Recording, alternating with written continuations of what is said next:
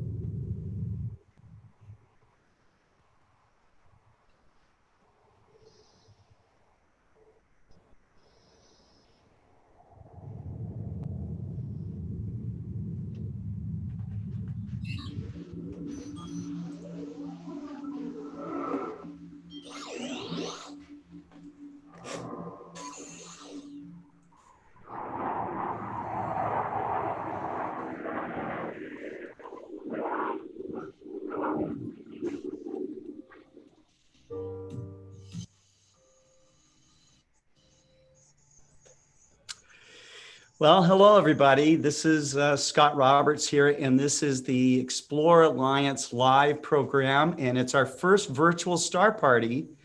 And our subject tonight is going to be M13.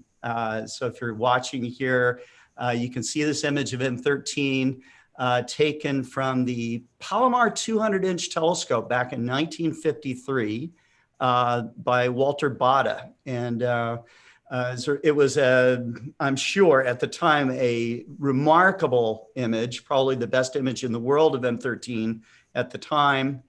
And it's still a remarkable image. But tonight we are going to, we've got 4 astronomers and a special guest tonight, who of course is also an astronomer and a well-known one, Dr. David Levy. And so let's bring on our team here. And here we are. This is everyone that is part of our group. We have Alberto Levy from San Diego. We've got Jerry Hubble from Virginia. We've got David Ng from Temecula, California. David Levy, of course, in Vail, Arizona. And Richard Grace from Baltimore, Maryland. And so, and of course, myself, I'm here in Springdale, Arkansas, at the Explore Scientific offices. And so, why don't we start with some, with a little presentation here from David. He's joining us for a few minutes, and really happy to have you on, David. This is great. Well, thank you very much, Scotty. Can you hear me okay? Yes, I can. Sure. Great. Let me start to share the screen here. Okay. And we're going to share it here. And we share it here. And let's see if that works. Okay. Tonight is truly a midsummer night. Any problems, Scotty? No problems. Okay. Tonight is truly a Midsummer Night's Dream. I steal the title from this mini talk from Shakespeare and his famous play. But one of the great things about going out in the summertime is just looking up at the night sky. If it's clear tonight, you won't see too much because the full moon, the almost full moon, is in the sky. However, If you stay up late enough, you'll be able to see half the solar system at once. By looking towards the east, you'll be able to see Venus. You're standing on the Earth, and sort of pretty high up in the south will be Mars. And then sinking in the west is Jupiter, and a little bit east of Jupiter is Saturn. So you're seeing half the solar system all at once. And let's see. Scotty wanted to know if I had seen the comet yet. Well, I haven't. You know, comets are all the time with me. So I haven't bothered with this one. No, that's it. I went outside that morning and I had the binoculars and I went up. I looked at the star Capella and I just moved the binoculars down slowly. And then suddenly this came into the field. You can imagine how I felt to be able to see something. And it filled my mind with wonder. We are the progeny of comets. We're the progeny, not necessarily of this comet, but of comets that have come through our solar system over many billions of years. And one of those comets, at least, that collided with the Earth, brought the simple alphabet of life with it: carbon, hydrogen, oxygen, and nitrogen. And that eventually sort of evolved into proteins, evolved further into amino acids, evolved further into RNA, and finally evolved further into DNA, and finally into you and me. This comet that we're looking at now, Comet Neowise, isn't the one that started life on Earth, but it's related to it. And it's really nice to be able to see this beautiful wonder in the darkness. Now we have another picture. Have another.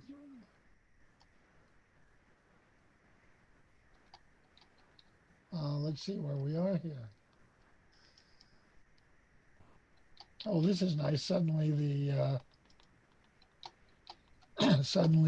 the computer decides it's not. There it goes. Okay. There we are. Yeah, I have started I have a lot of telescopes out in the observatory, but this one right now is my favorite. This is called Eureka. All my telescopes have names, and I named this one Eureka for a very simple reason. In I think it was 1990, I was observing with the shoemakers at Palomar, and they weren't there that month. Instead, there was Henry Holt, and he and I discovered an asteroid that turned out to be orbiting in the L5 position, the Lagrangian 5 point in Mars's orbit. It was the first discovery of a Martian Trojan asteroid. And we decided to name it Eureka to celebrate Archimedes' famous expression of delight when he discovered his law of displacement while taking a bath. And the story is that he jumped out of his bathtub, ran out of the house yelling, "Eureka! Eureka!" There is nothing in the historical record that says anything about whether he bothered to dry himself off and get dressed before he did all that. But anyway, we named the asteroid Eureka, and this telescope, which is optically by far my best telescope, is named Eureka. And if you look closely, it's an Explore Scientific 12-inch telescope, and we've added a little bit to it. There is a encoder system on it right now, and Yes. Dean Cohn had put that on, and so I'm having a lot of fun with this telescope.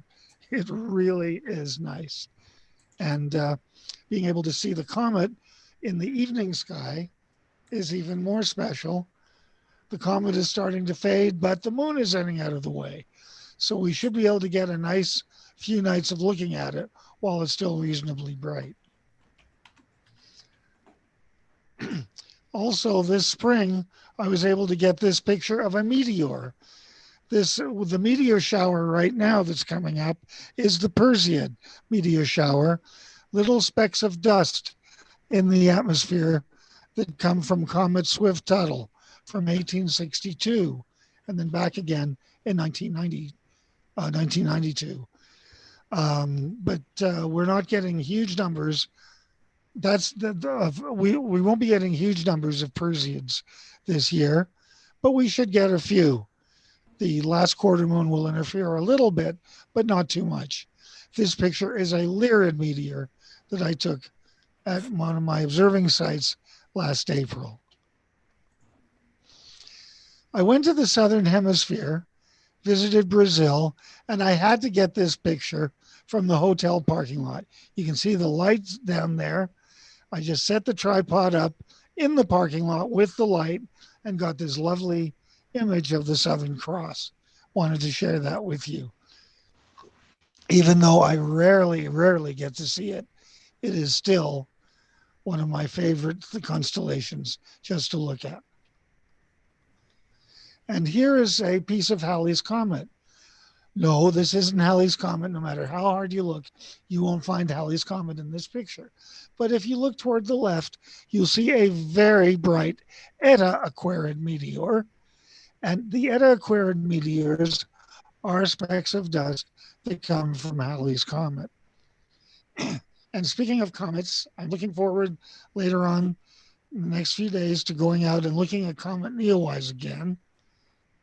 But I've had a few personal experiences with comets, and none more important or exciting than a comet known as Shoemaker-Levy 9. It is a comet. It was a great comet, not for what it was, but for what it did. It was the first known collision witnessed by humanity of a comet colliding with a planet. And this was really very exciting. And during the week of impacts, so much happened.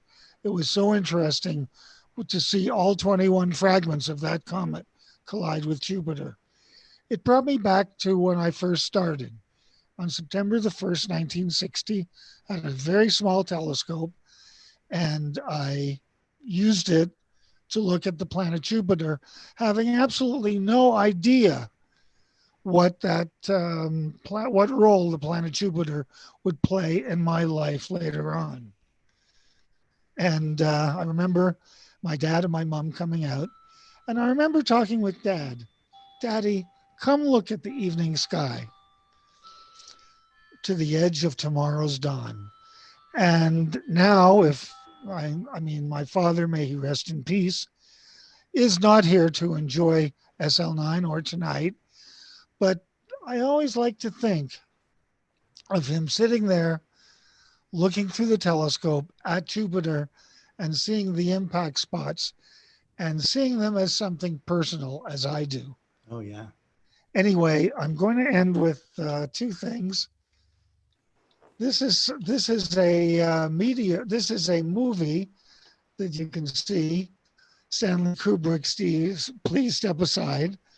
If you look carefully on the midway about near the middle, you see a bright star, and then just off to the right of that star, about halfway between that star and the right edge, you see a star that's getting brighter and then disappears and then gets brighter again. It is a movie of Tombaw's star, which is a cataclysmic exploding variable star. And I've happily caught it in outburst one night. And this is the movie of it that you are seeing right now. Very nice. Wow. The spectacular. Fantastic. It's really very difficult to get. Getting back to what I wanted to see, the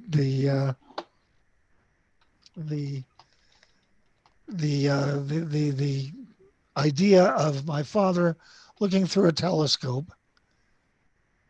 I'm going to play this for you.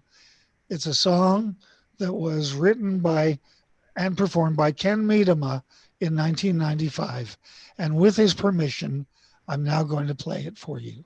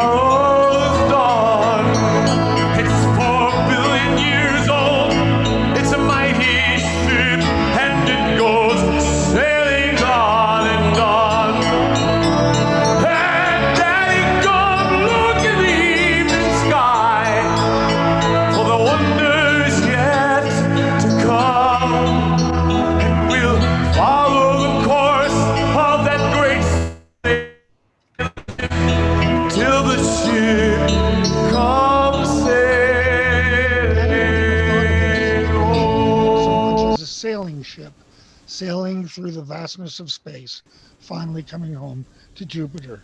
And as I look up at the sky at night, I'm reminded of Ralph Hodgson, who wrote these words in 1913. I stood and stared. The sky was lit. The sky was stars all over it. I stood. I knew not why. Without a wish, without a will, I stood upon that silent hill and stared into the sky until my eyes were blind with stars, and still I stared into the sky. Thank you all very much, and good observing. Thank you very much, David. Thank you. Love that Wonderful. presentation. Thank you. That was awesome. Okay. All right. Well, let's get with introducing our astronomers here. We are going to start with Richard Grace. Richard, you are, I'm going to put the spotlight on you. And Richard, why don't you give a little introduction to yourself and the setup, the gear that you have tonight for your astrophotography rig. Let's see, you are muted.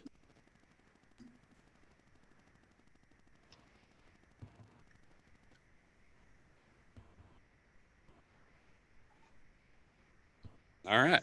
Okay, that's right. That's I'm good. Richard Grace. Let's see here. Living in Annapolis, Maryland. We got some clouds and normally quite a bit of light pollution, but got into astrophotography last fall and started off with a cell phone camera and a small Newtonian and worked my way up to try and get some decent images. So quite a bit less than a year in, anniversary somewhere around October, actual real images probably more in November. And let's see here, we're working with a Skywatcher EQ6R Pro and the David Levy Comet Hunter. Excellent. Tonight we're running a TeleView 2X PowerMate and ASI 183 with a Star Zona filter drawer and an Optolong L-Enhance filter to cut out some light pollution. It's not doing a very good job cutting out the clouds right now, but we'll see what we can do. Okay. All right. So now we'll move on to Jerry Hubble. Jerry, I think you're muted there. And Yep. yeah. So, hey, everybody. Let's get you on here. There you are. A lot of you know me already, probably most everybody, because I work for Scott. And you were on the air with me today, and you're on the air. I was on the air earlier. That's right. Yeah, exactly. So the system that I'm have the privilege of using tonight is an observatory that we built about almost 5 years ago. It contains an Explorer Scientific 165 ED-APO FPL 53, our flagship telescope. It's got a an Explorer Scientific Losmandy G11 PMC-8 mount system. Mm-hmm. I like to think that I'm the father of the PMC-8, so that's my child there. So I take good care of it. And it's also got the telescope drive master on the system, which is awesome. And we can talk. I'll show you some information about that a little later when we get into the observatory. So I'm actually in Virginia. I'm 5 miles from the observatory, so I'm going to be demonstrating how I operate it remotely using remote access software called Tight VNC. Excellent. Excellent. Okay. All right. Thanks, Jerry. Next up is going to be David Ng. David's in, oh, I'm sorry. I've got Alberto Levy here. Hold on for a second. We'll do Alberto Levy next. Really? No, after. Alberto, okay, you can be David Ng this time. Yeah, H before beauty. Come on. That's right, Alberto Levy. This is David Levy's brother. And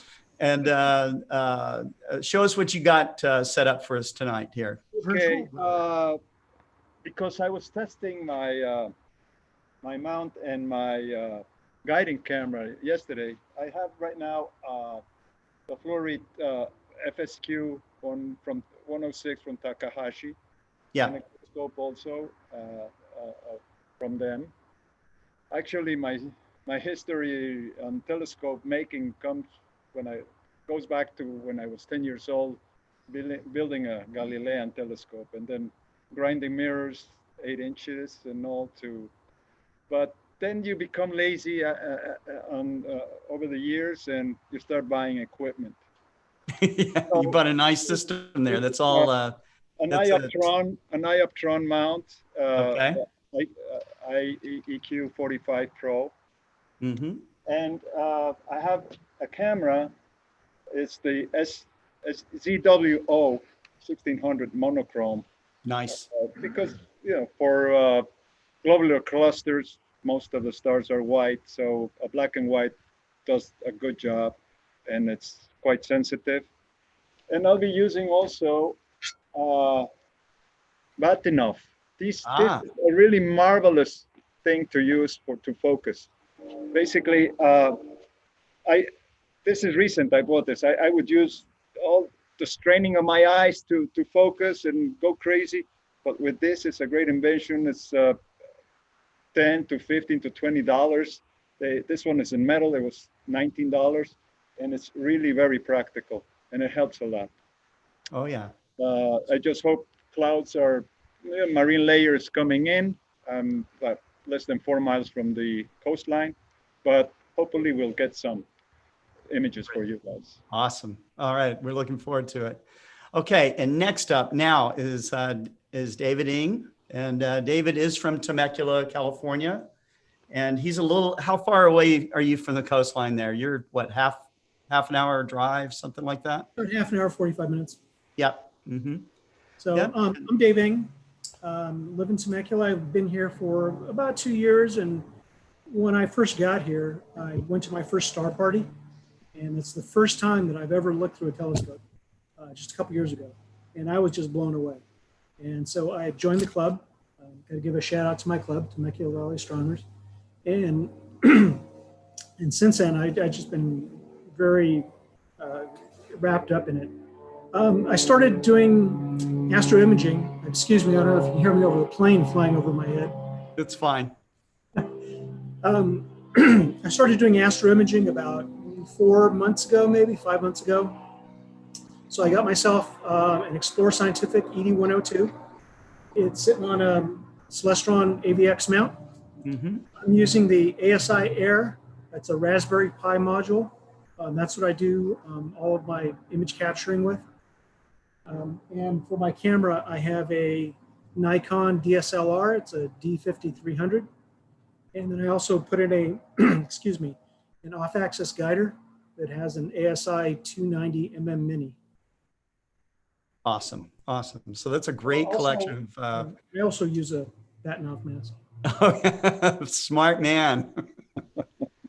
Smart man. Okay. All right. So this is our group tonight, and we are going to start off with some focusing demonstrations and some image acquisition demonstrations. We'll start off with Richard Grace. But before we do, Jerry, why don't you show what the weather looks like here in the United States? Okay. Let me share my screen. Let me get my, I'm going to hide my observatory from you guys for right now. I'm going to bring up the United States.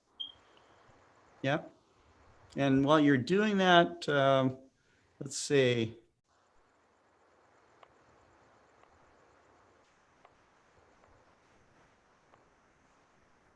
Oops. Looks absolutely clear.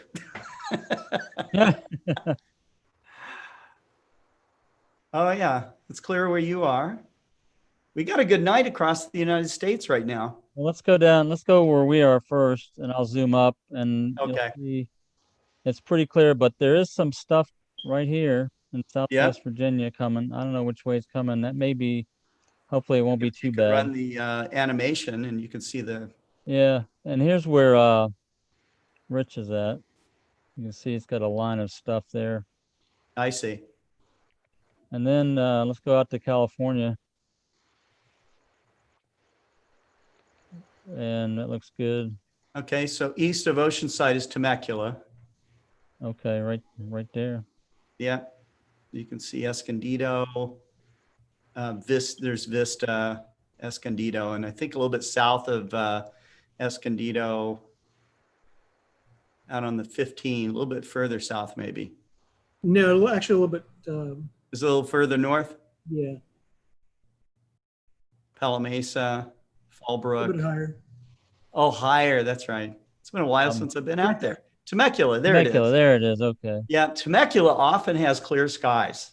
You know, so it's a good place to be as an amateur astronomer. And then all the way down in San Diego is where Alberto Levy is. And as he said, he's only 4 miles away from the ocean. So that's going to be a little bit dicey, but sometimes that marine layer just hangs out there. So we'll see if we get lucky. We'll see if we get lucky. So I'm kind of all surprised right. that these earlier there was nothing in Virginia. Now there's some stuff popping up, which is kind of interesting. But this stuff will blow through pretty quick, I think. I think so. There's nothing up where I'm at, but we'll see how it looks. And and hopefully this stuff is blowing away from where Rich is at. You're in Annapolis? Yeah. Yeah, so right there. Not looking Does it too look good out where you are, Rich? You got clear skies still?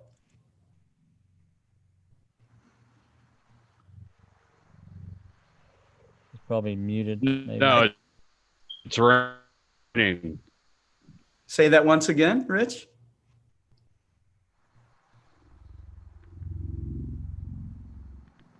All right, your audio is kind of going in and out, Rich. Right now you're silent. Mm-hmm.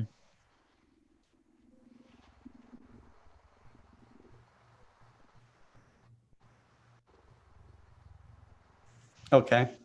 So that's the weather forecast. That's the weather forecast. Yeah. Let's see if Rich can get his audio fixed here.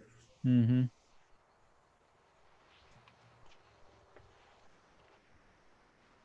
Well, why don't we start, while Rich is getting going here, Jerry, why don't we see get started with you, okay? And you're muted, Jerry.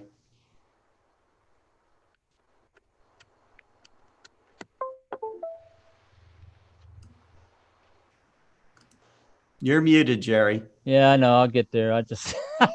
I was switching through a bunch of windows trying to figure out where my Zoom was at. And because I shared, it popped it up to the side. So I was looking for it. Okay. All right. So now let me, all right. So let me share my desktop. Now this will be the observatory desktop. Okay. And maybe you can show the telescope. Yep. Which I know you've shown before. There it is. Yep. Let me get this I got this big window with everybody's face on it over there. So let me move that out of the way. Oh, it's down at the bottom now. What can I move it over? I'm going to move it over to the side here. I'm trying to figure out where to put it. All right, so let me adjust the I think exposure a Rich is little back bit with so you us can at see this it. point. Mm-hmm. So you can see right now, see up through the slit? Yeah. Why did that go back to? That's 4 seconds. Okay. So, oh, I know what happened. I'm trying to adjust the gain is right. The gamma's good. Why did it go to the? I see clouds. Yeah, that's what I was going to say. There's clouds right now, where earlier there weren't. And I also see some stars, it looks like. Well, those are hot pixels on the camera. Hot pixels. These are hot pixels. All right. Because we don't have stars inside the dome like you see there. No, that's very true. That's very true. The planetarium. So your telescope's all set up. You don't even really need to focus or anything, right? Well, I do need to focus, and I'll demonstrate that, but I wanted to get into a little bit more detail. So, like I said, I've got the ES-165 FCD or FPL-53 scope with the Losmandy G11 PMC-8 and telescope drive master. The camera I'm using is a QHY-163 color camera, and we've got a filter wheel on it with some filters on it that are science filters. And the way we do science with the color cameras, we bend two. And to combine the 4 color pixels into one big pixel, basically, and that provides good data for that we can filter with our filter wheel. That works fine. So I'm going to be using the camera bin 2 right now. So right now I'm parked, and I was gonna. So how you want me to go ahead and move it into a target and see if let's we go can ahead get and see what we can get. do. Let's see. Right. See you go through the process, and you can describe it. Okay, so right now, if you look at the lower left-hand corner, you'll see my hand controller for the telescope control for the PMC-8, and I'm gonna and I've got it connected to my chart, which is cart to seal. Okay, and believe it or not, all this brown stuff is that's our local tree line. We have quite a bit of trees where we're located at, and if you see this white circle, that's where the telescope's pointing right now. That's where the North Star is. So we can't align to the North Star. We have to do a thing we call declination drift alignment. But let me go ahead and I'm going to just pick a star out here. 72 Ophiuchus, and I'm going to center on it. And I've got to go to the telescope, and I'm using Maxim DL to run the observatory.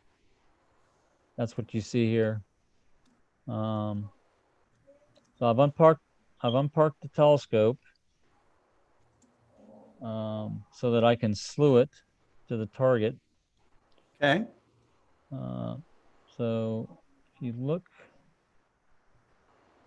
I guess since I centered on it, I'm trying to see where I guess I can't really see the white circle, but I'm going to slew it now, and then you'll see the white circle come where the telescope's pointing. It'll move in, and then you'll also see the telescope moving on the image. It's kind of dark in there. I'm surprised I don't get better. Typically, I can see it better. It's really maybe because there's so much light coming in through the slit. I think if well, I'll just leave that. So let's go ahead and slew. And if you watch closely,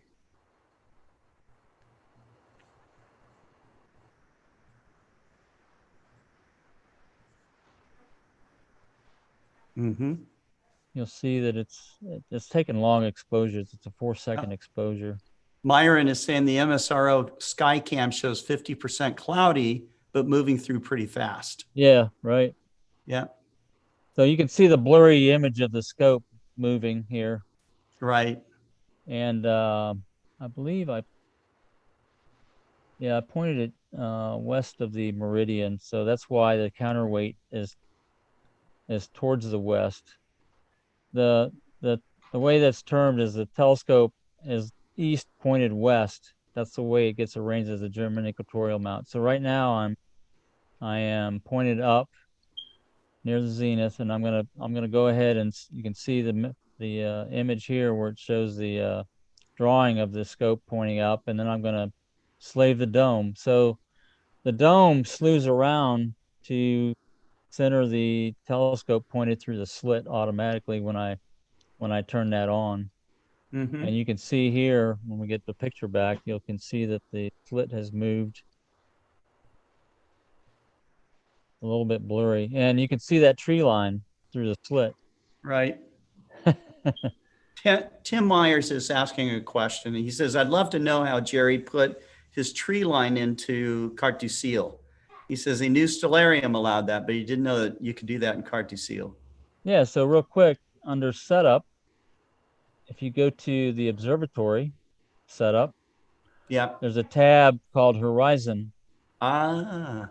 And you can say, and there's a file that we create, which is just basically a text file that has each of the coordinates and azimuth, and then the altitude. So it's an azimuth and an altitude, and that's the horizon line. I see. So that's what this file is right here. Display the local horizon line with this I file. see. And you just did that like in a spreadsheet or a comma delimited? Well, it's just a text file. It's just a text notepad file. Okay. Yeah, it's just a text file. Okay. So that's all there is to it.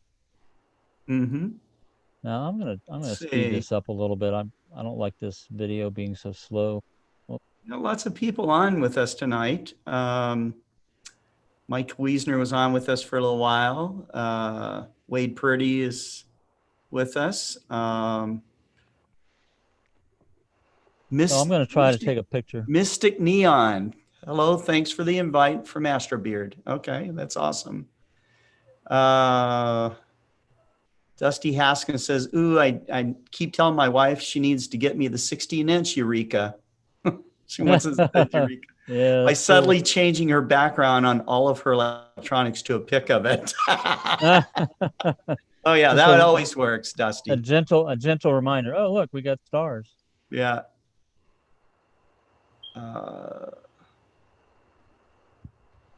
So it looks like the sky is clear enough to get a bunch of stars. That's a 10-second exposure. There you go. And look how many stars now, there are. How do you focus? You can't. Like, I'm going to demonstrate that. Batten-off mask up there. No. I've got I'm pretty spoiled here. I've got an automation to help me focus, and I'll demonstrate that now. Okay. So, and this is kind of a clue right here. So I'm going to go ahead and I'm going to position the focus quite a bit off. I'm going to move it 500 steps off. All right. I'm going to move it out 500 steps and bring it out of focus. And I'm going to take another image so that you can see that this is out of focus image.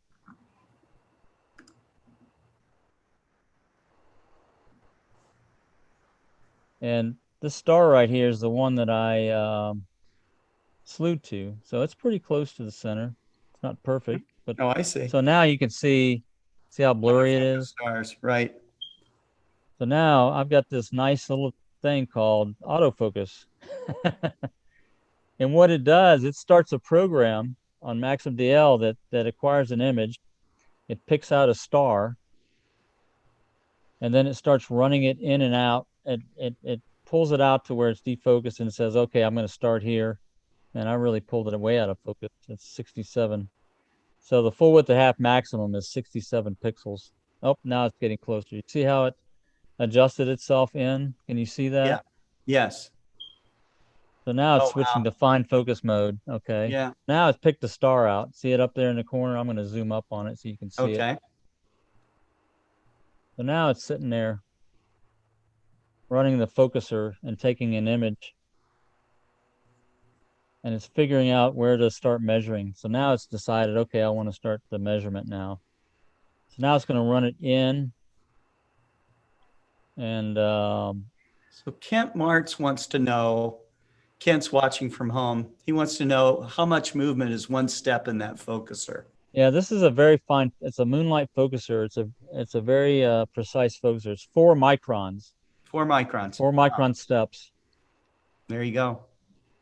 So a 1,000 steps is 4 millimeters. Not much. Not much. So you can see now. So what it did, it's running it into focus. It's running it all the way in. And what it is, it comes into focus and then it goes back out of focus, right? So Right. now it's going to be able to draw, it's going to do a line, a linear fit for each of these 2 slopes and find the intercept and say that's where the optimum focus position is. Okay. It says it found it. All right. Awesome. Now All it right. looks like So it's a bit of a blob though. So that doesn't look right to me. So it looks like what it did, I need to move it off. What it did is it found that big bright star and tried to focus on it. That star is way too bright. So I'm just going to move this. you're going to go to a fainter star. I'm going to just move it off and then we'll run it again real quick.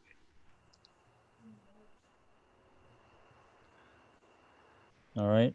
So I'm going to take a quick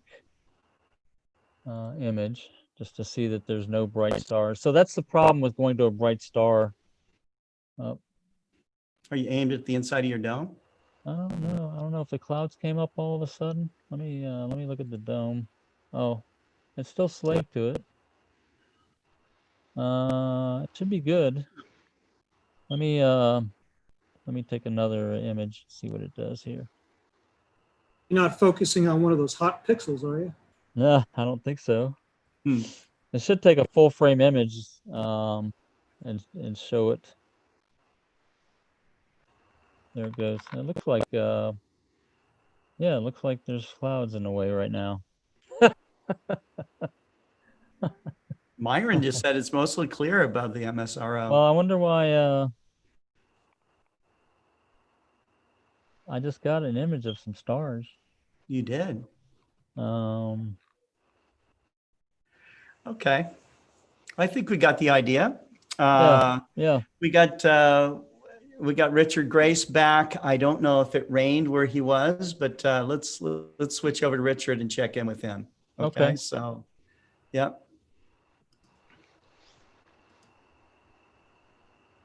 Mic on now? Yeah. All right. Let's put some spotlight on you here. Oh boy, it got a little wet out there. Did it? Okay. Kind of ruined some of the All right. plans there, but I pretty much had everything done outside anyway, so we are now. And Jerry, you're going to have to unshare your screen.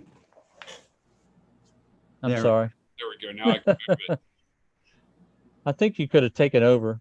I think we can step on each other. Could have. You're right. I could have. All right, cool. When it's shared, you can't move it around. So. Right. All right. Drying out. Everything is good. Life is good. Okay. Probably going to be a little bit till the clouds clear out for a second, but scope didn't get too wet, and got the trash bags on some things, and I don't know what happened to the microphone, but at a certain point I was like, yeah, the laptop's coming inside one way or another. When the rain started coming down hard, I started losing the Wi-Fi connection. So. Right. Okay. All right. Well, let's check in with the guys in California at this point. How about you, Dave? How's it going out there? Pretty good. It's starting to get dark. Can't see any stars yet. Let me see if I can see.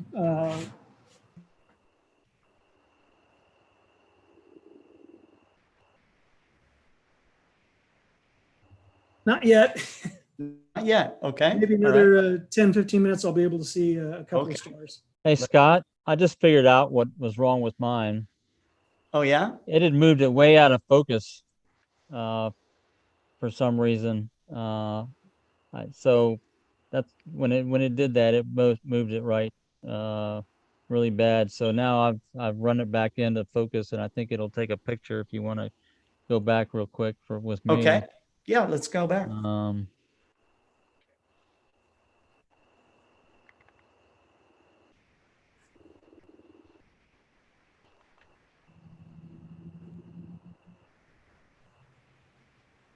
right, there's the share. Oh, I see. I see. So Wow, it ran now, way out of focus before. yeah, so I don't know why it was so bad, but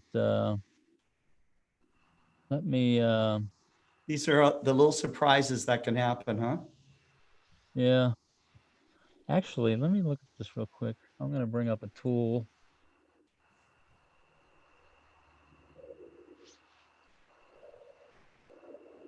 Golly, that's big.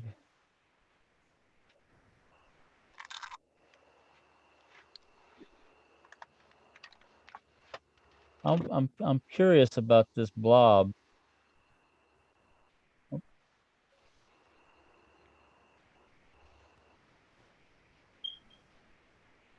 Okay.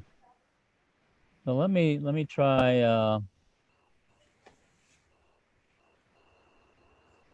let me do the autofocus again real quick. Do we got So time? you were looking at like I moved it a off. profile image of the star, like in a Right. So concept. one of the things that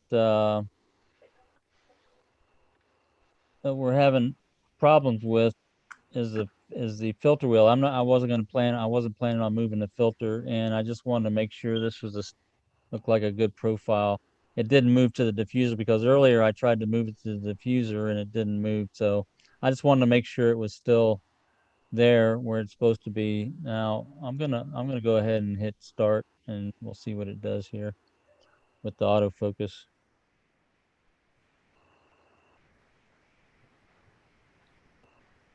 Oh, there's the image. So you see it was pretty close to focus. Oh yeah. Um, so now it's gonna run it out and figure out where to start.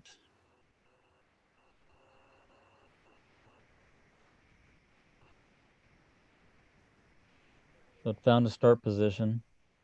It's gonna run it back in and draw this V curve. And then it should do, because that big star threw it off, it couldn't measure the diameter accurately. And it just didn't know where to position it. So it's important when you're doing autofocus that you put it on a star field that doesn't have any bright stars in it. You're right. You can see it's coming down to around 4 to 5 pixels, half flux diameter. And then it's going to go back up and continue to measure. So it looks like the center's around 14,300 counts or so. Right. So that's what it came up with, 14,338. All Was the right, so best now focus let me position. take Okay. I'm going to take a 30-second image. And then what we'll do is we'll do a plate solve and we'll do a measurement on the focus to see how small the stars are with this 30-second image. Okay. This is typical of how you start out each night. That's right. So you start out, I just flew to an object in the sky, take an image just to make sure, everything's working. And then before this, I had started the cameras up, turned them on, turned the coolers on. And right now, so Oh yeah, look at that. there's a lot of stars there. Look at all those hot pixels. Yeah, no, you can tell they're not hot pixels because look, Yeah, those are stars. see how they're nice and round and they're not just one pixel basically. Right. So this is through an Explore Scientific ED165 Right. with FPL 53 glass. Right. So now I'm going to do a plate solve. Okay. And this uses a program called Pinpoint, which was That's a Bob created Denny by Robert program, Denny. right? Yeah. Mm-hmm. Now, so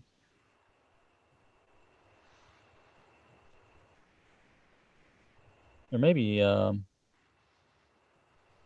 this may be another. Oh, there it goes. It's solved.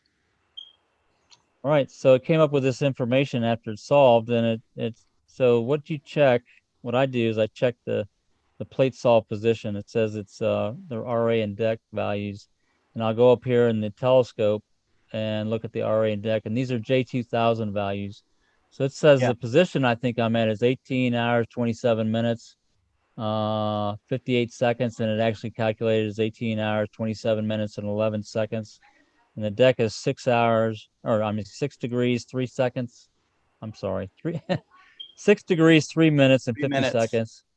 And then this is 6 degrees, 11 minutes, and 43 seconds. So now what I'm going to do is I'm going to do a sync.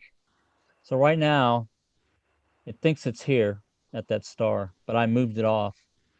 And the red is where it thinks it's where the and so I'm gonna so the red was what the center of the chart, where the center of the chart planetarium software thinks it's at. Yeah, right. So I'm gonna hit OK. White was where it's really at. Right. So now, actually, if I'm gonna go to telescope, track telescope. So now this is where it calculated the position, and this was the target position right here. Okay. Up here. So this is where it's at. I synchronized it. So now what I'm going to do is I'm going to basically go back to this star. I'm going to center on it. I'm going to do a slew. And then I'm going to do a quick image, and that star should be in the center of the field.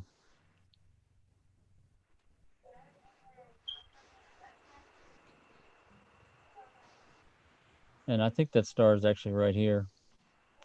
Mm-hmm.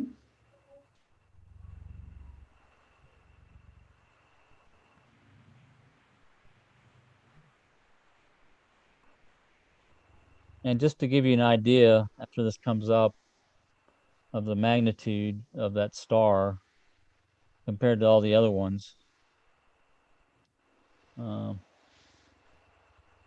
Oh, there it is. See how it's right there? It's pretty darn close. Yep. I can't get, why won't it? This window's in the way. Yeah, get that window out of the way. There we go. So now let me show you, let me check real quick the star size, the full width at half maximum. I've got to do a, so I'm going to bring up the histogram. I mean the header, the FITS header. And there's a bunch of data about the image right here, but what I'm looking for is this value right here. Okay. That's the size of the star, the full width at half maximum for the average. It's 2.28 pixels. Yeah. That's critically sampled. Around 2 to 2.5 is a critically sampled image, which means you're not taking too much data. You're doing all that your sky can give you, basically. Yeah. Is what you're doing there, and that's what we want. So right. that's how we do the focusing. Okay. So you're focused right now. Do you want to try to go ahead and acquire M13? Yeah. So now let's go. Let's back the chart out. Okay, and I'm gonna type in M13 up here. Hit enter, and there it is. All right. So now I'm gonna. It's right above the tree line. Perfect. We'll have to see how close it is when I take an image. So I'm going to slew to, and you can see the white circle going to M13.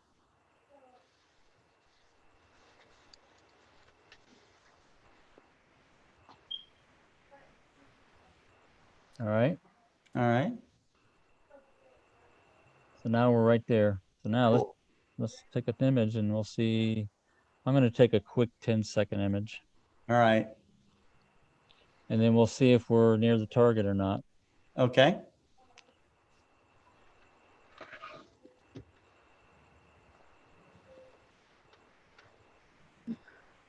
Or if we're in the trees. Oh, look at that.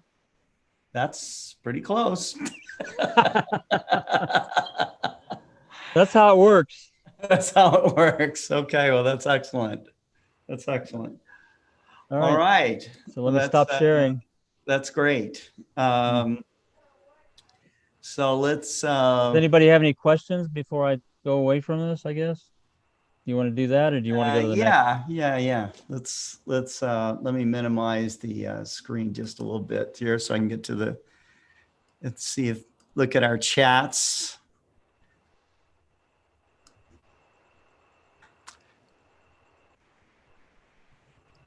So Myron says he's in the observatory if you need, which is cool. Focus is done, looks good. He's in there, so he's in the webcam. So he's got the light on. He turned on the light. You can see him in there. See him? Oh, I see. Right. But you can see it doesn't matter because the moon's out anyway, and the Sure. light. We just took this picture, and you can see. But for the best results, of course, you want it dark in the observatory. Yeah. So, are there any questions? Just comments right now. Astro Beard, Richard Gray said he's soaked. So sorry. Oh no. Everybody's hoping he's okay and his gear's okay. He says life's good. Dan Scoff. Dan Scoff is the meteorologist here in Northwest Arkansas for KNWA. And so he's watching right now, which is cool.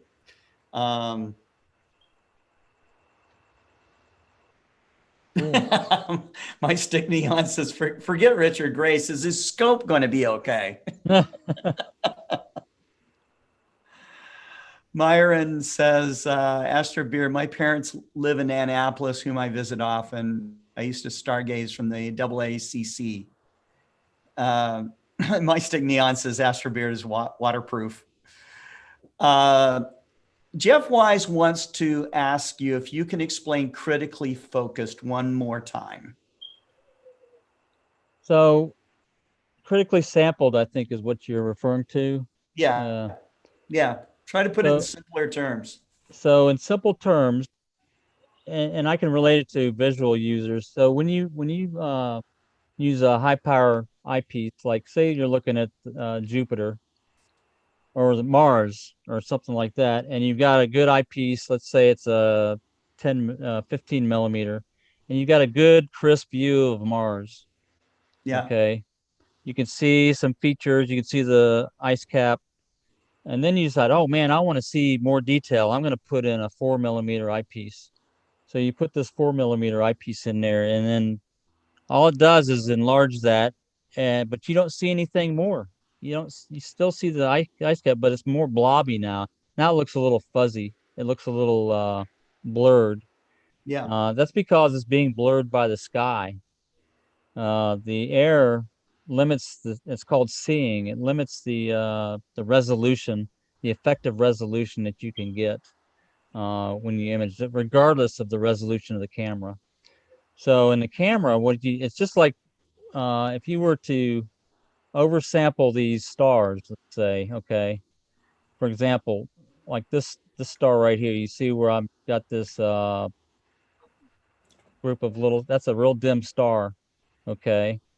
This is a critically sampled star, but if it was oversampled, you'd have a big blob of pixels for that star, okay.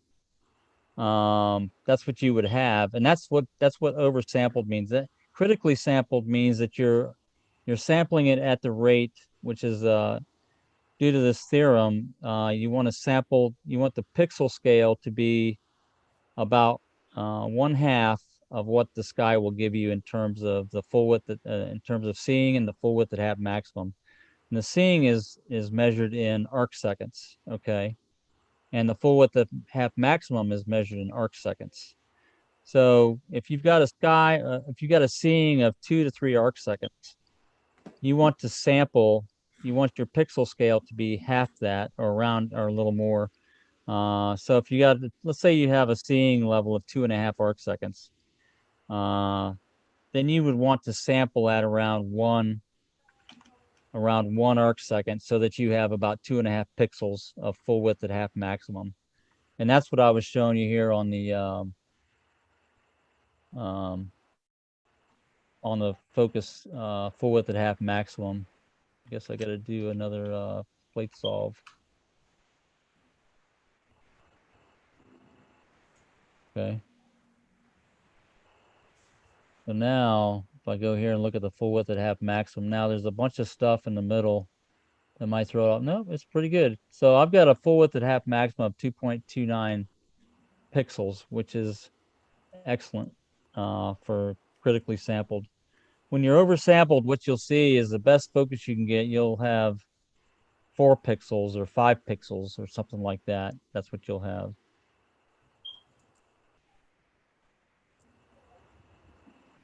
Yes. Mm-hmm.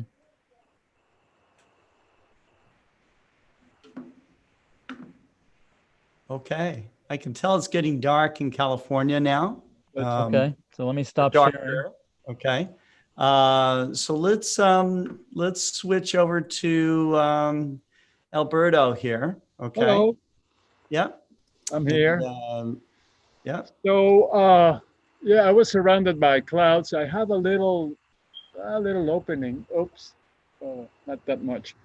Not that much. Trying to. I'm going to share my screen. Okay. And I was able to get the Viga. Where's share screen? Okay. Okay, that's it. Jeff Wise says hello to you, Alberto. Who does? Jeff Wise. He's a regular on our shows. That's He right. watches most of the shows. So you probably see a blob right now in the middle of that black screen. That's the sensor. I left it out on purpose. So let me brighten Oh, this it looks a little like more. it's a fairly fast capture. It looks like video. Yeah, it's video right now. Well, pretty much. It's like a few milliseconds, but you can see the clouds, the thin haze going in front of it. Like you think it's a planet turning around very fast now. Right. So I'll try to focus it. I mean, make it as small as possible. But then what we're going to use is the Batinov, mask, which will help us a lot. And this is a great design, a great invention. And what we're going to see with the Batinov, we're going to increase the size of this. We're going to zoom into the star. Let's say 100%. And let's reduce the brightness. I'm going to reduce the brightness. Oh, wow. Look at that. Okay. And now you see those little spikes in there. You see spikes. Yes. And the idea is that there's a central spike. You can see the Batinov mask, the way it's rendered against the it's like it's illuminating the whole optic. Oh, yeah. Let me it makes like a thin line right through the middle. Let me zoom a little more. Let me zoom a lot more. A lot more. There we go. 200%. Okay. And as we go closer, there's a, wow. I never had this experience with the clouds. You see like a cross. I mean, like an X, but then there's a middle one. The one in the center that has to be really centered in between that large elongated X. And I'm doing it by hand. That's why it looks like kind of shaky. Oh yeah, but you're doing a good job, Alberto. Slightly more, maybe a little bit. I'm not that sophisticated as Jerry, but at least I'm getting something done here. Right. Right. No quarrel. So yeah, that was a lot faster than the autofocusing system. Yeah, it was. Right. Yeah, it can be. So, sure. Actually, Myron always likes to manually focus. He doesn't like to use autofocus. Yeah, but Alberto's cheating. He's right at the telescope. He's not 5 miles away like you are. So that's another issue, of course. But again, usually under city lights, and I tried to, and for M13, I was planning on using an H alpha 7 nanometers, the Bader filter that would, block a lot of the light pollution, even though I would have to expose longer. But the way the clouds are, I hope I can still get some imaging through the clouds, maybe overexposing or whatever. Yeah. But again, so I can remove the Batinov now. Okay.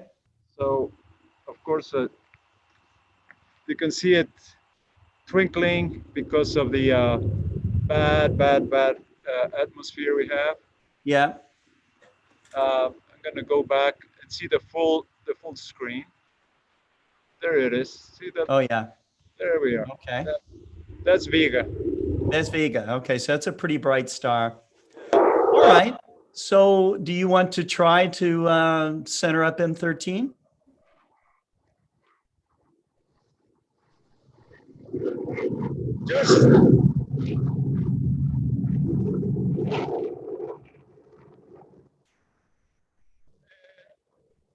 Just give me one. Oh, yeah. What do we have? Like a jet overhead?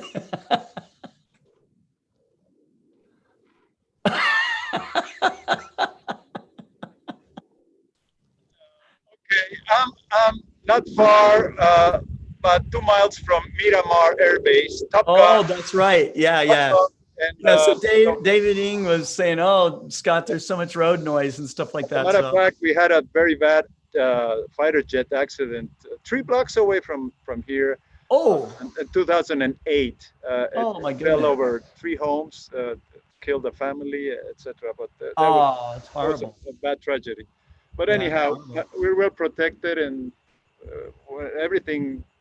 In October we usually have the Blue Angels air show. It's a fantastic place to be. So Right. the runway of the Miramar Air Base runs. If you go a straight line, comes over my head, over my house. So Mm-hmm. I'm safe. I feel I'm safe. There's a question here, Yes, Alberto. Any?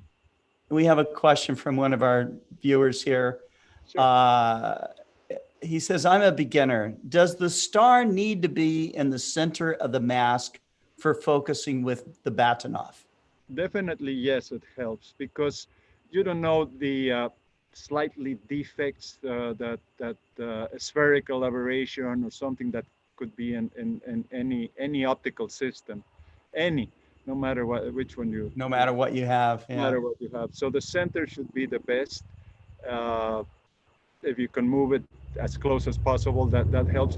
And also it helps us, like I didn't have a chance to use this computerized mount to align with a couple of stars, and have it have a better situation. It's only one star that I put in there.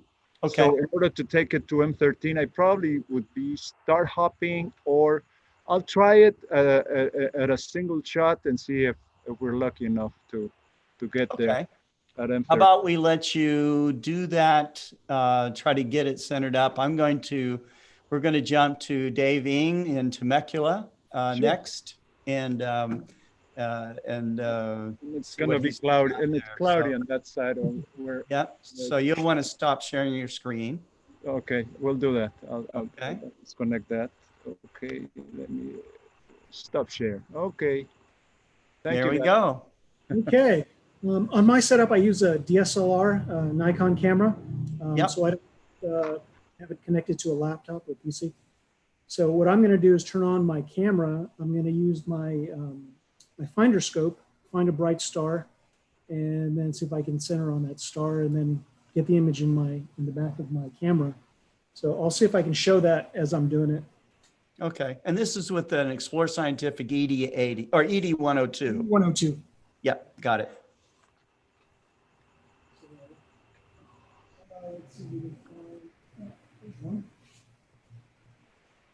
So I'm going to slew over to a star that I can see.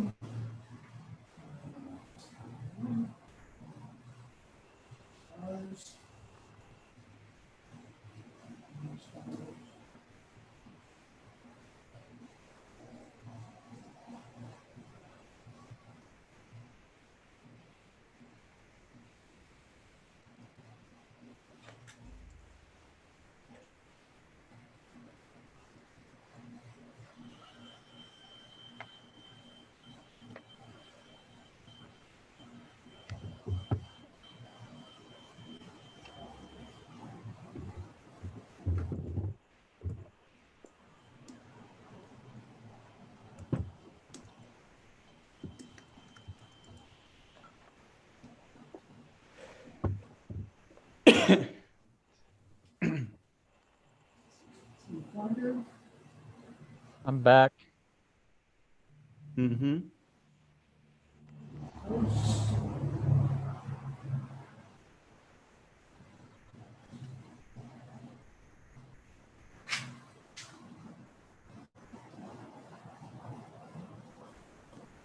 So it's in the Finder, but I gotta see if I can center it in my my camera.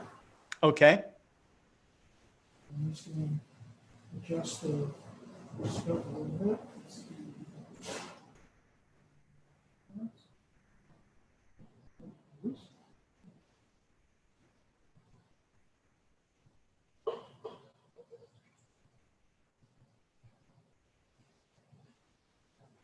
Okay, so you can probably see the live view of the camera over here.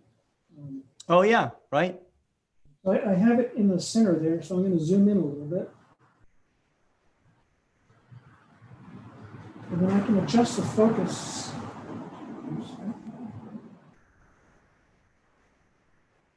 Kind of get it where I think it's pretty close. That looks pretty good. And then I'll throw the batten off mask on there.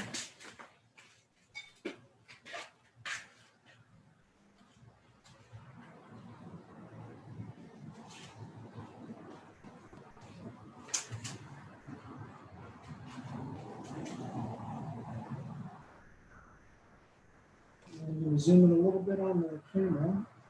Okay.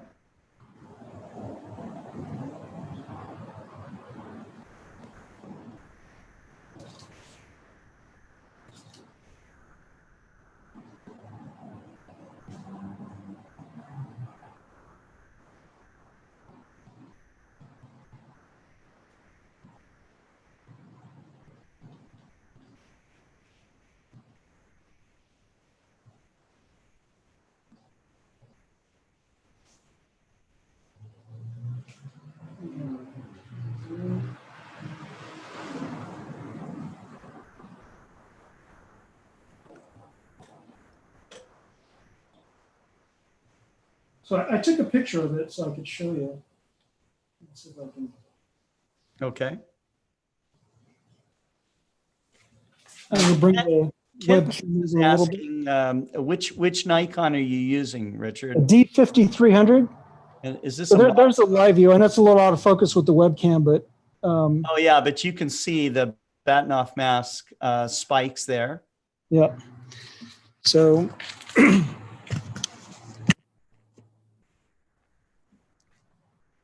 that actually looks pretty good, pretty centered. So take off the mask. Okay. And I'll tighten up the focus again here. So it doesn't go out of whack. And then I'm going to go to my home position. Yep.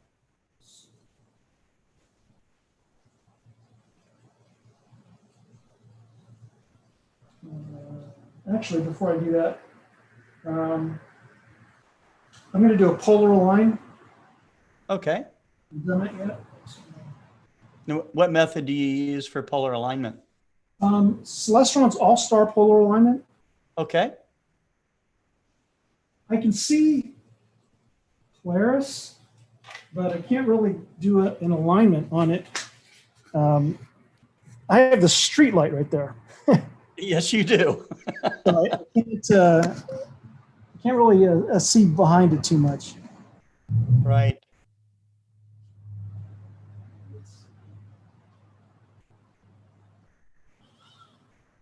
So it's slewed away from Altair, Yeah.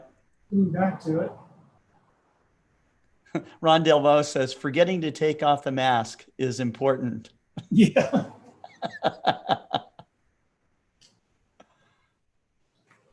Okay. Center it in the Finder.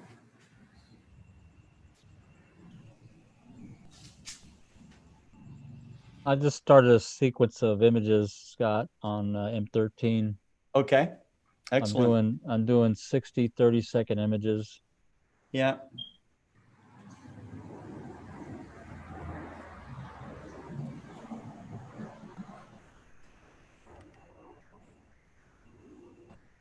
And Richard, so you were pretty rained out there. I don't know if you're going to get any clear skies. Probably not much of a chance to. I don't know if you can get set back up. You know, that's. It's still set up. Oh, it's still. So you just like tarped it? Is that what you did? Contractor bags.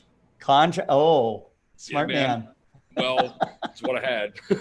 You know, that kind of thing happens to us often when we go to the winter star party. Florida Keys, you can have the squall come in, you know, and everybody just bags up and waits it out, you know. So we even had a little tornado come to the Florida Keys one time during the star party and knock over a telescope and throw a bunch of stuff in the air. So. Oh, man. Yeah. Well, most of the set's taken down out back, but like I said, I was pretty much ready to be inside for the most part anyway. So sure. Okay. The forecast has changed. Yeah. Right. We had a microburst come through. I was at the Almost Heaven Star Party at Spruce Knob, West Virginia, about 3 years ago, and we were set up a tent during the day. And this microburst came through where it was 60 miles an hour and just blew my tent away. I had a table set up I was there for Explore Scientific to show our stuff, and I had most everything boxed up because we knew the storm was coming. But I had telescope set up. The 102 that we have was on the Exos 2 mount, and it got blown over, and the tent got blown away. So there's squalls. That stuff can show up in no time. Oh, yeah. That's true.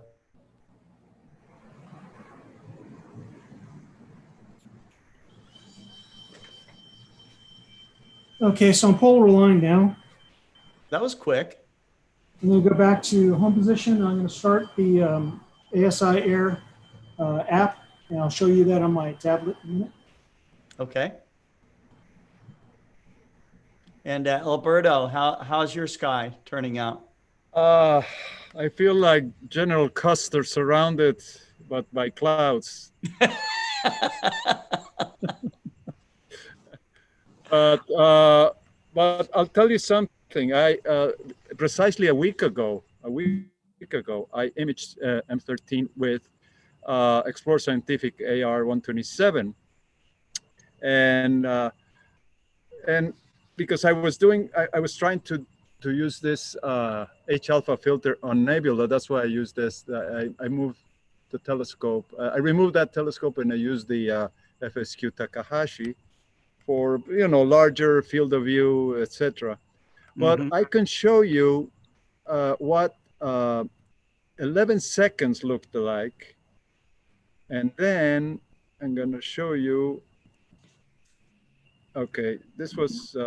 I need to share the. Hold on for a second. Need to share the screen. Screen share.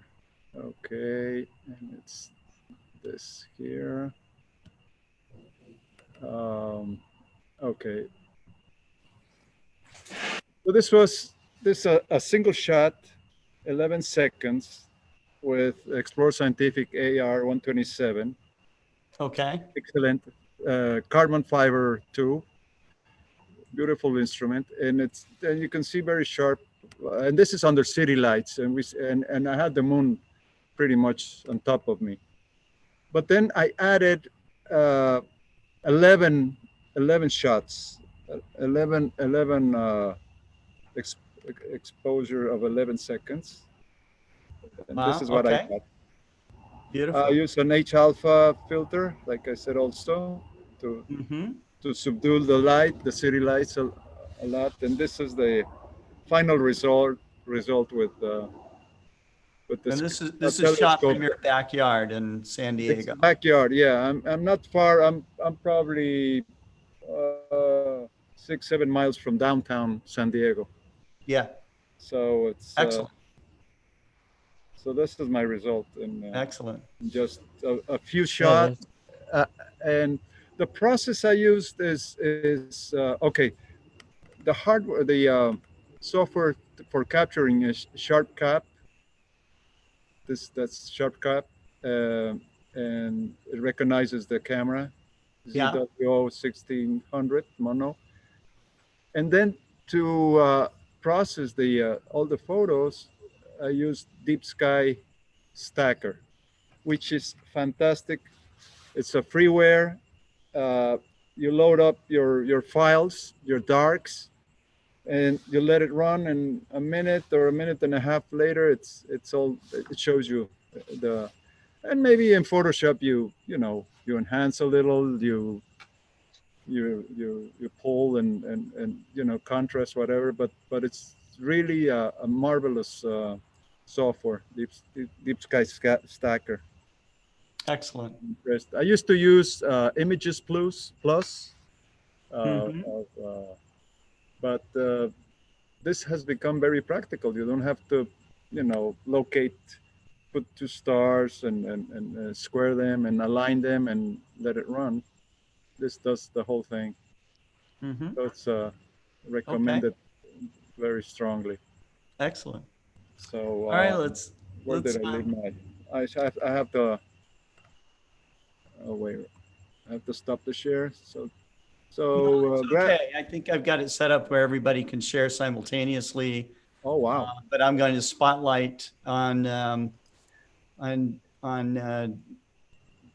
well, I guess you do need to stop sharing. Yeah, and probably I was kind of tired because I wrote down Alafa, because you laugh a lot. Or maybe alfalfa. I don't know what. You do laugh a lot. At least you make me laugh. or alfalfa. Okay, that's part of the jokes here. Yes. Okay, stop sharing. That's right. Okay. That's right. So here we are. We're back with Dave. Okay. I have the ASI Air app on my tablet. Okay. So I've got, actually, why isn't the camera on? Main camera on.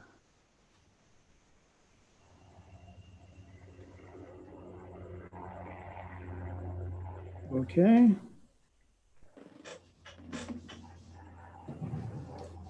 Okay, so I'm in preview mode. So it allows me to select a go-to object. So from here, I can type in whatever my target is. In this case, it's going to be M13.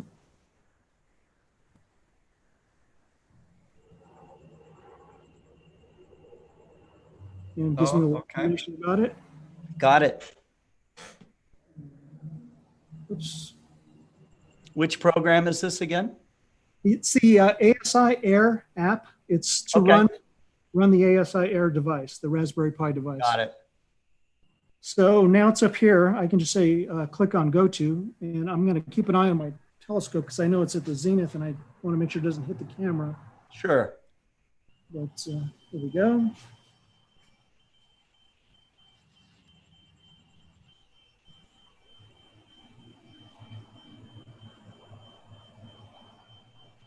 We can hear it slowing.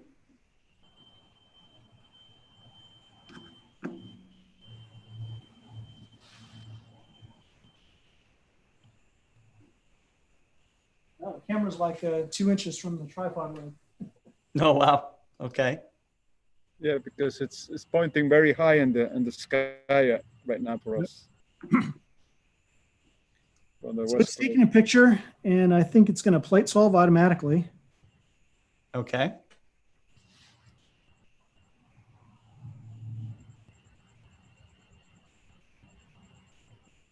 And it's usually faster than this, so I'm suspecting that maybe it's going to fail.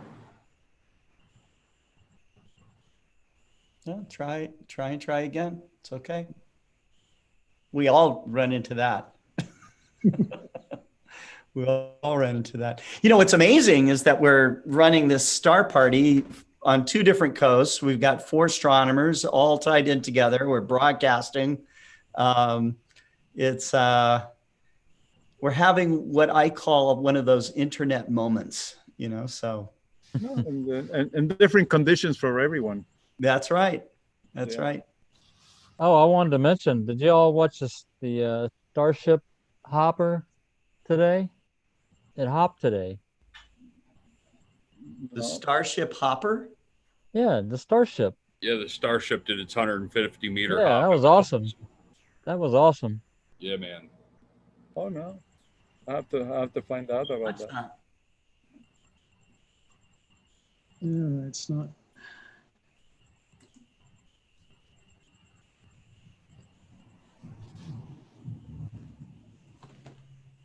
That's all right, Dave. Scott had me troubleshoot a problem live on the fly yesterday with a customer. Yeah, I remember that. And I had faith that we would figure it out, but that's just one of them things, you know, Yeah, you that's just have where to you work through sweat it. a little bit. Okay. Well, how about let's jump back to Jerry while Dave is working through this. And you're gathering images at this point, is that right? That's right. Okay. All right. So let's, you see my screen now? Yep. All right, so I've got there's a thing in MaximDL. It's called autosave. You can set up a sequence. It's kind of like Sequence Generator Pro, where you can set up your imaging session to take a series of images. And Right. I set the exposure to 30 seconds because I don't want to blow out. Right now it looks kind of blow out because I got the histogram set wrong. But when I stack these, I don't want to blow out the stars too much. So I'm doing Right. 60, 30-second images, which is a 30 minutes of imaging basically. And it's also doing an auto plate solve every time it takes an image. And it's also repositioning back to the original target coordinates. So if you watch this over time, you know, really zoomed up, you'll see that these stars basically it just stays right where it's at. It doesn't move. It's near perfect tracking. Oh, yeah. Now, what I'm using is the telescope drive master. I'm not auto guiding at all. So look, you'll watch when it brings this next picture in here. It moves just a tiny bit now.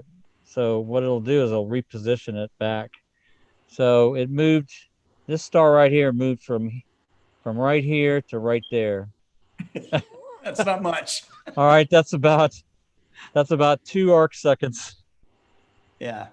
2 or 3 arc seconds. All right, so let me show you what amount. let me show you what the auto guiding or what the I'm not auto guiding. I'm using the telescope drive master, what the alternative is to that. I'm gonna show you what the tracking error is on the system. This is a program I wrote about 10 years ago when I first was a customer with Scott, when I bought the telescope drive master.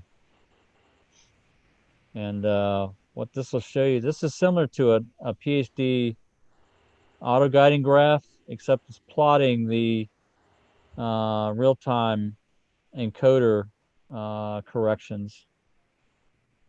All right.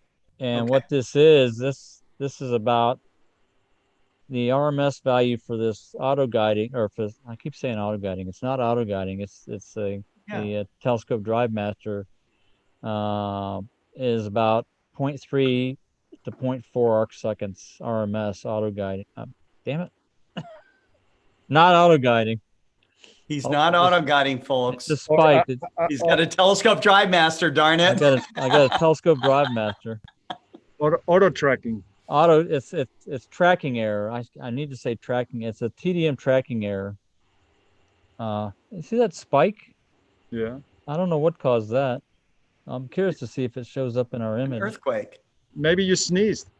Maybe you did. Maybe, and it felt it 5 miles away. The guy who's in your observatory bumped it. Could have been. He's out of there now. Yeah, tell that guy.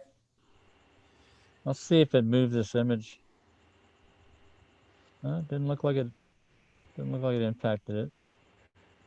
Yeah, I don't know what that spike was. All right, let me see if I get back to it. Michael Whitaker says, what I like about this is just knowing it's not just me that gets frustrated when things don't go right. Oh, no. Great to see other people's real setups here. Oh, I got yeah. an image now. Oh, cool. So you all set up there, I Dave?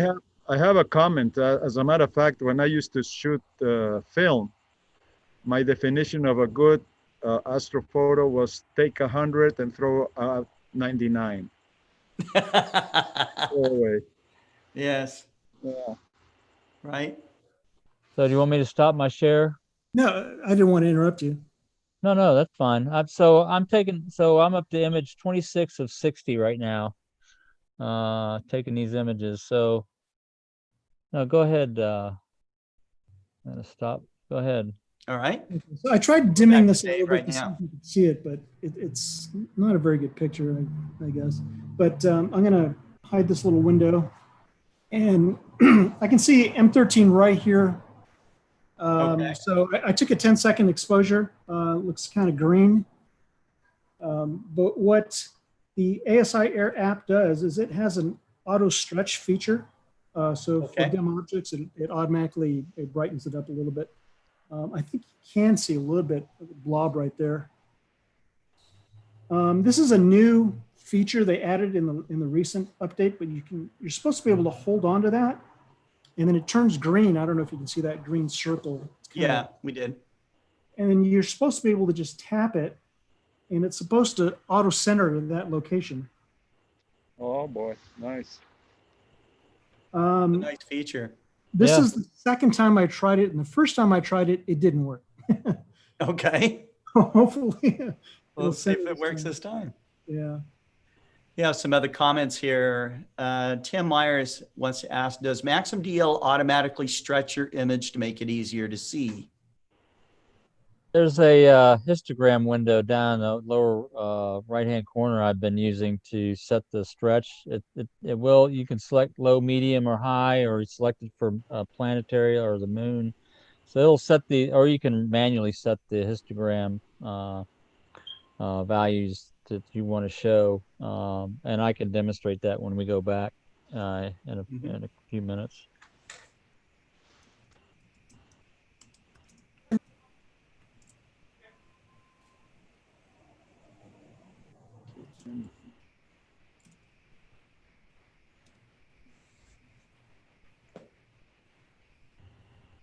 Can you guys hear me? Am I back? Yes, Yeah, I hear you. Okay. So I'm taking another 10-second shot, and we'll see what that looks like. We'll see if it's centered up. Yeah. Okay, I'm going to do a plate solve. Okay, that took 0.6 seconds.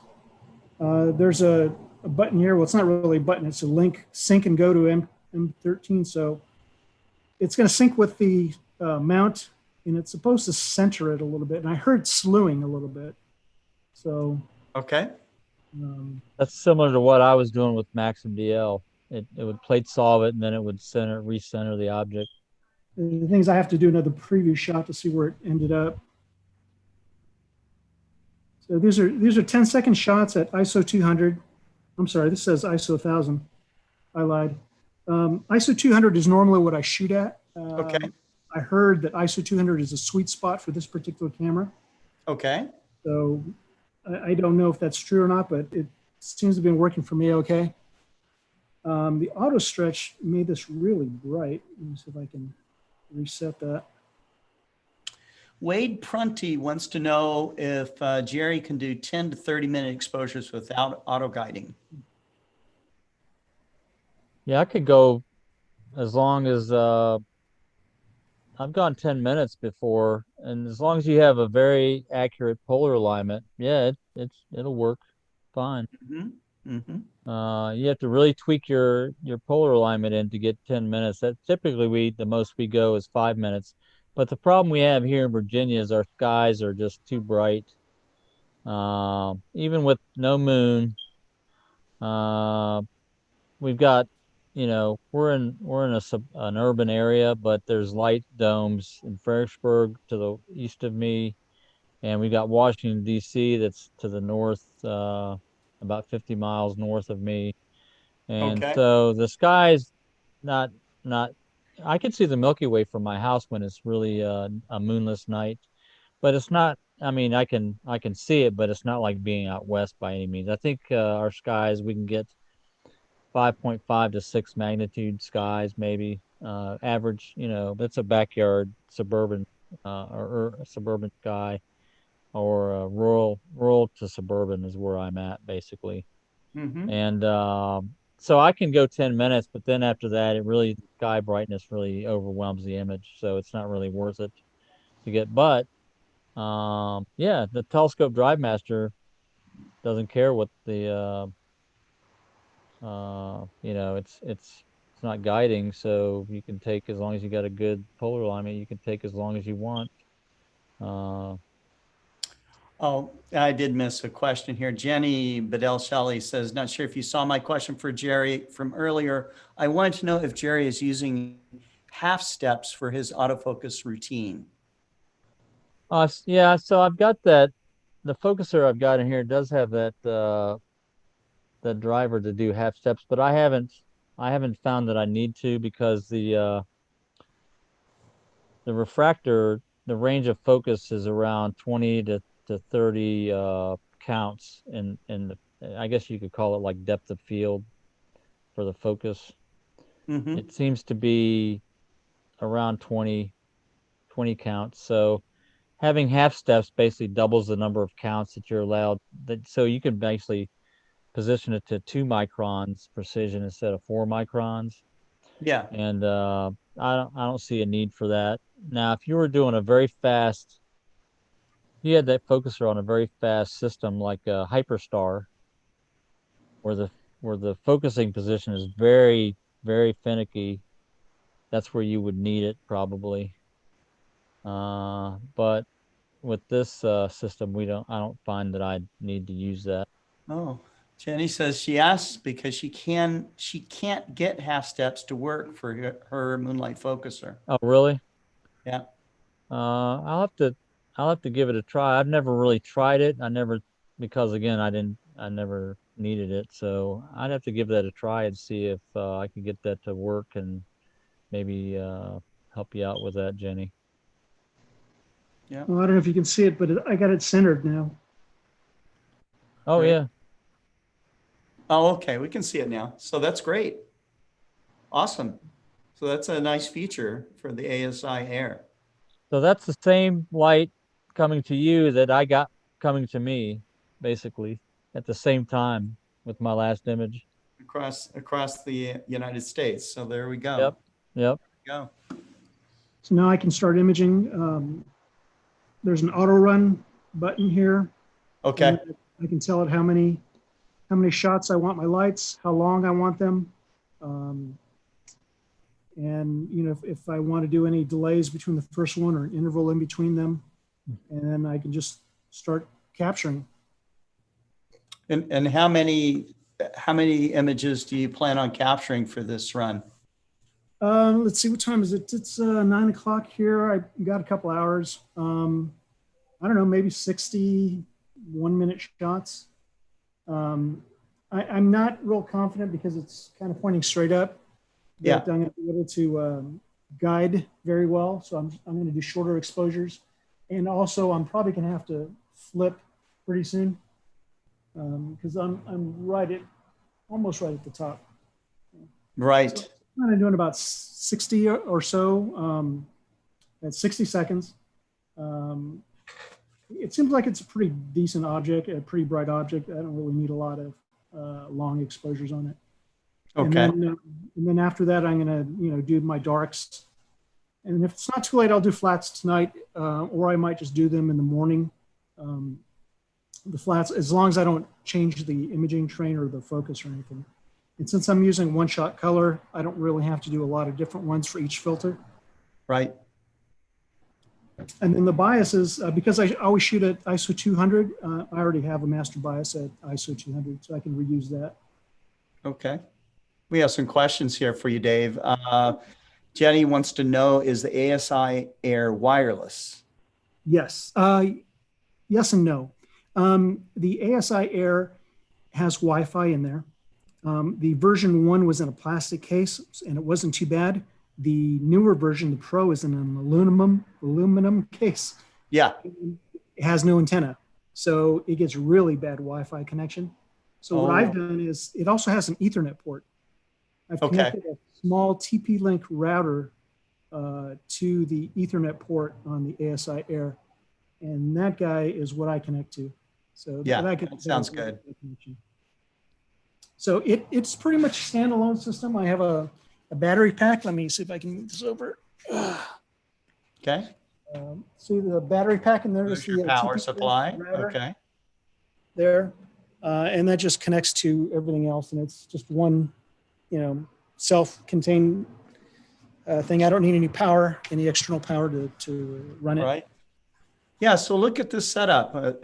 Dave's got perimeter lights on so we can see what he's doing, which is good.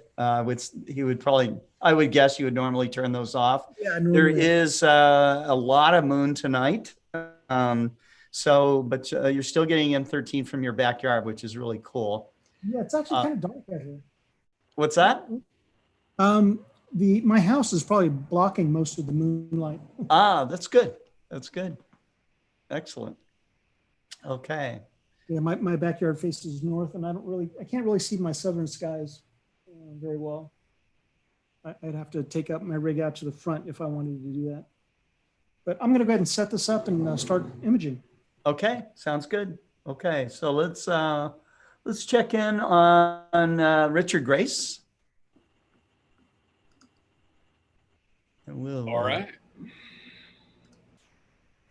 There we are. So how's your weather doing out there at this point? Still raining. Still raining. Okay. Yeah, it's coming down a lot slower. It looks like somebody just west of Fredericksburg's like cloud seeding. Okay. It's just it's flowing right up through there. But I think it's going to clear out in a minute. But it just I can't explain it. Neither can the weatherman. So. Well, we'll have to have you. We're going to do this again on next Tuesday. So we'll have you just, if you're so inclined to join us again next Tuesday, we'll have you in that lineup of astronomers. Hopefully we have better weather. Yeah, that's right. That's right. That's great. And let's check back in on Alberto and see what's happening out there. Yes.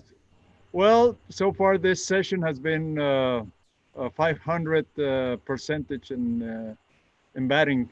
I mean, two of our fellow astronomers got imaging, and 2 are clouded. Yeah. Yeah, mine's looking up there. One on each coast. Waiting for any opening, but I doubt it. Even the moon is. You can see maybe some light back there. Right. But yes, of course, we would love to do this again and okay, we'll come back. Many other targets, of course. Sure. So, well, that's wonderful. We have had an interesting night tonight. Looks like Richard got up to get a reality check on what it's like outside. We've had some great comments tonight. It was great to have David Levy on with us tonight as well. Nice presentation. And Jenny comments, she says, Alberto, it happens to the best of us. Chuck Lewis is asking, has this kind of collaborative astronomy been done before, Scott? If not, then tonight is really special. As far as I know, Chuck, I don't think so. Okay. Now, has other amateur astronomy clubs done this? Or I have no idea, but I don't think they broadcast it like this. Okay. So I think that this makes this a little bit unique.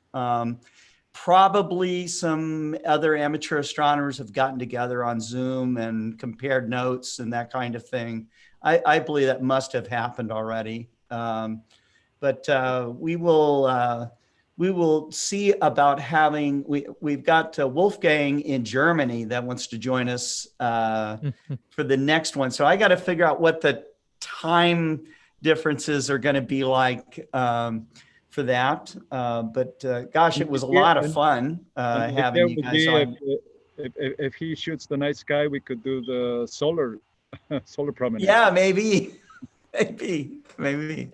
That's right. We have that would be very interesting to do solar and stars. So, Yeah, I was thinking. and maybe if we have like a European, Group. we can have 2 sessions. We can have a midday session here where we see stars over there, and then we do a night session here and we see the sun over there. So, but the sun has been really, really quiet, so Gary Palmer in the UK tends to get lucky. He showed an incredibly beautiful and large flare on the sun. Ron Delvaux says there's a sunspot right now. That's great. So hopefully we could get that. And Eric Royal in Mexico, he's shooting the sun from his home. Because of COVID, he's staying there. Eric has all the patients and beautiful shots. Oh yeah, Eric. I've known Eric for a while. I didn't know, and so I've been good friends with Eric for a while. He's got a telescope drive master on his systems. He's got 2 of them. Yes. Mm-hmm. Mm-hmm. So he's great. Well, that's awesome. Your idea, your promotion about doing this, it's commendable. I mean, I really congratulate you about putting us together, getting to know you guys are doing other fellow astrophotographers. I'm just sitting here pressing the keys on the computer. That's great, but you pulled all the strings to get us all together. Oh, I did. That's true. That's true. And that's very nice of you. And that check for $1,000, I mean, $100, I mean, $20, $10 is coming to you. Okay. I hope it's not Bitcoins. Yeah, right. Bitcoin is coming to you. Yes, that's right. Yeah, but it was fun, guys. Thank you so much. I don't know if we have any more comments or questions here. Let me just do another check. I think we answered most of it here. I can, there was that question about the histogram. I can show that real quick. Yeah, why don't you? It won't take a second.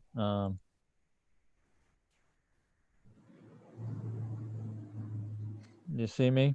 Yeah. Oh, yeah. All right, so down here on the lower right is the screen stretch window.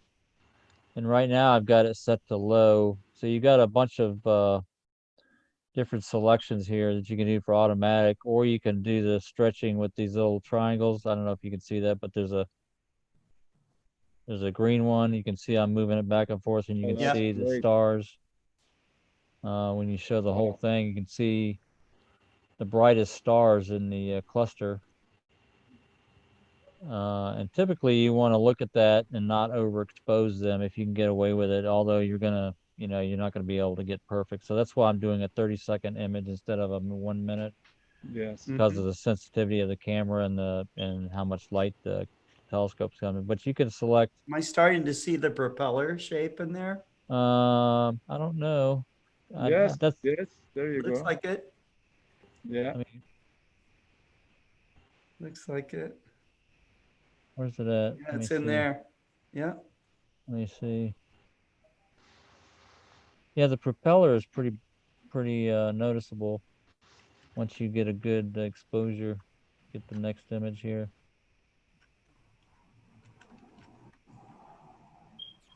You can see you can blow it out, of course.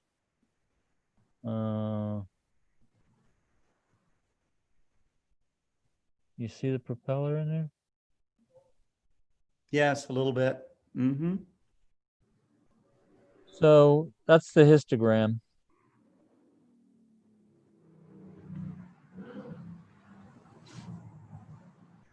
Awesome. Okay.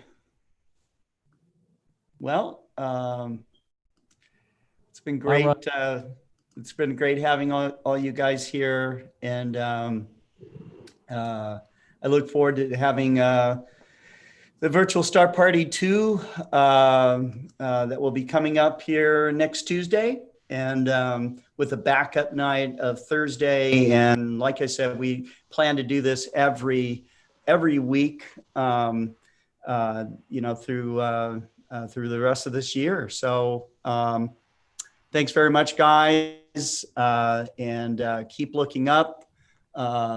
And we will see you tomorrow afternoon at our 4 o'clock Central show for the OpenGOTO Community Live program. And hope to see you there. Take care. Thank you, Scott. Thank you. Catch you All later, of you guys. Cheers, guys. Pleased to meet you.